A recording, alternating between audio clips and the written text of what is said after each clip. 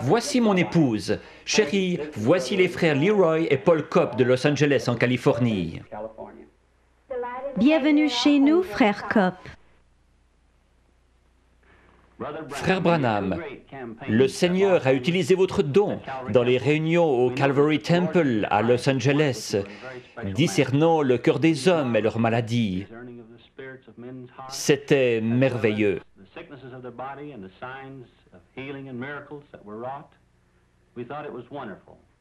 Nous voudrions en savoir plus à propos de votre don, frère Branham.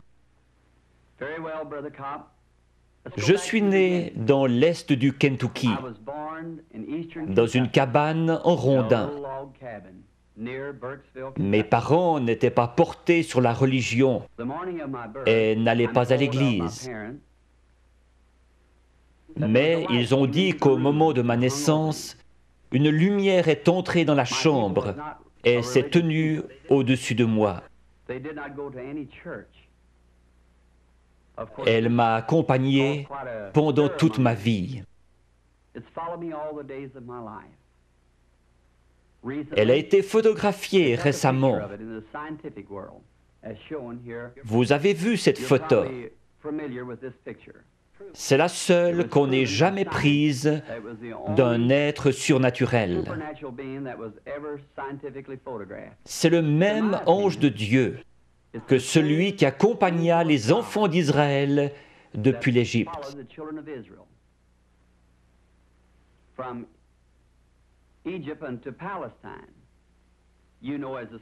C'était l'ange de l'Alliance, notre Seigneur Jésus-Christ. Il n'a pas prétendu être une personne importante lorsqu'il était ici sur terre. Il a dit, le Fils ne peut rien faire d'autre que ce que le Père lui montre. Dans Jean 5, à la piscine de Bethesda, Jésus a trouvé beaucoup d'estropiés, de gens aveugles et infirmes, attendant que l'eau s'agite. Il n'en a guéri qu'un seul, mais il savait où il était. Le Père le lui avait montré. Peut-être n'était-il pas estropié, il était couché sur un grabat. Au verset 19, les Juifs l'interrogeaient. Peut-être qu'aujourd'hui, on se demanderait pourquoi Dieu, passant à côté de tous ces gens infirmes et aveugles, ne les guérissait pas tous. Mais il a dit, en vérité, je vous le dis, le Fils ne peut rien faire de lui-même. Il ne fait que ce qu'il voit faire au Père. Son ministère s'appuyait sur des visions venant de son Père.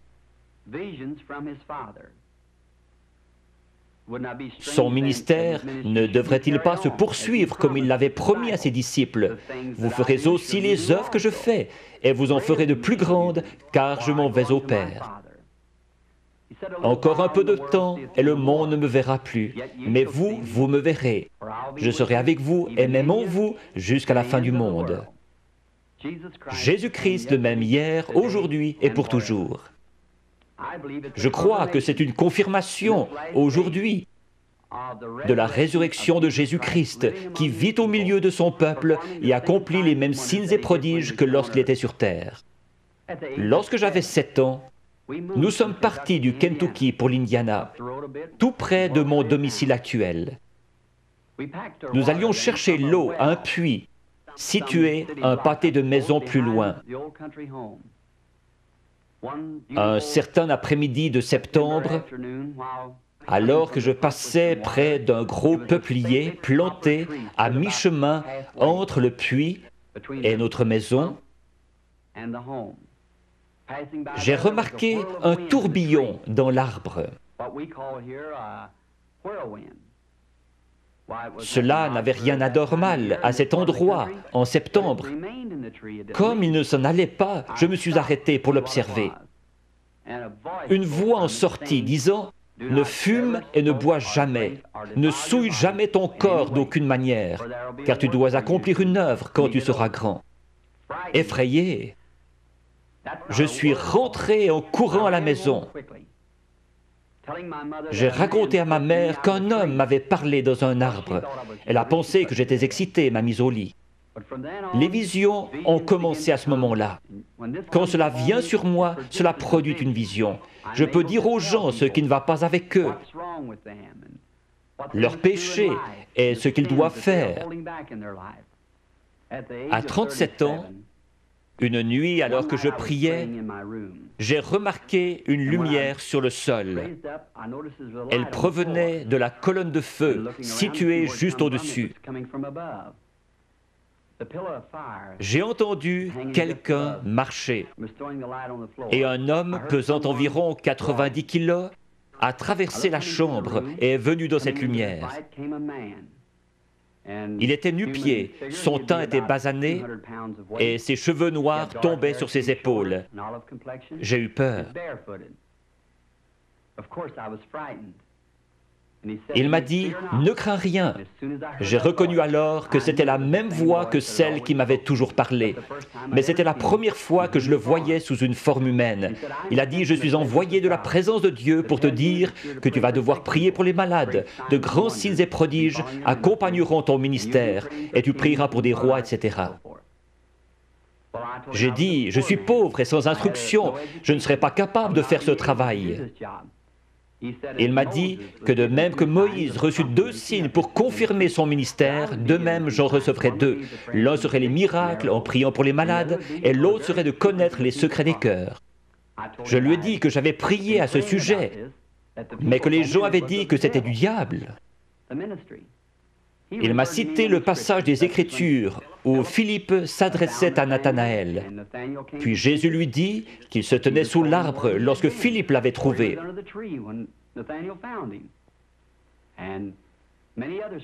Il y avait la femme au puits, à qui Jésus avait dit qu'elle avait eu 5 maris. Elle courut à la ville, déclarant « Celui-ci est le Christ ». Et beaucoup d'autres passages encore. Je lui ai dit alors que j'irais. Il m'a assuré qu'il serait toujours avec moi.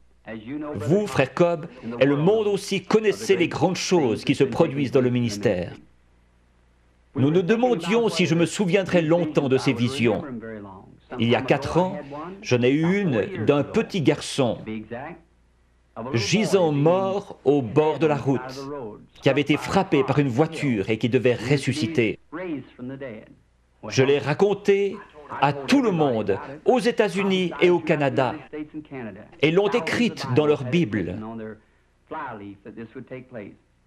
Un jour, alors que nous traversions la Finlande,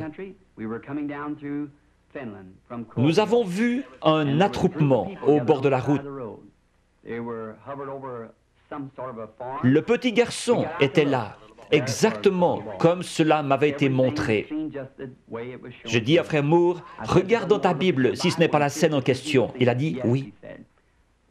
Je me suis agenouillé et demandé au Seigneur Jésus de confirmer sa parole et ce qu'il m'avait montré.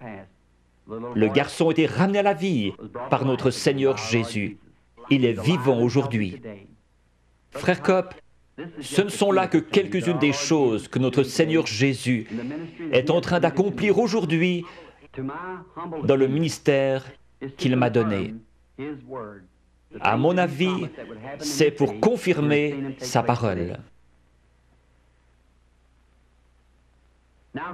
Je serais heureux de servir notre Seigneur en Israël, frère Cobb.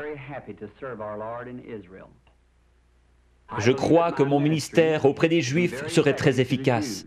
L'Écriture dit, les Juifs demandent des miracles, les Grecs la sagesse. Nous croyons que beaucoup de Juifs et d'autres là-bas en Terre Sainte croiront que le Seigneur Jésus-Christ est le Messie quand ils verront un chrétien accomplir la prophétie de Joël. Je suis sûr que vous vous référez à Joël 2, 28, où il a dit que dans les derniers jours, il répandrait son esprit sur toute chair, que les fils et les filles prophétiseraient, que les vieillards auraient des songes et les jeunes gens des visions. Nous devons vous dire au revoir maintenant. Nous avons eu du plaisir. Dieu voulant, nous nous verrons à Chicago dans quelques jours. Chers amis, j'ai aussi eu du plaisir à vous avoir chez nous ce soir. Nous prierons ensemble pour les réunions de Chicago et par la grâce de Dieu, j'espère vous y rencontrer. Accepteriez-vous une tasse de thé? Merci beaucoup, Sir Branham. Merci. Merci, chérie.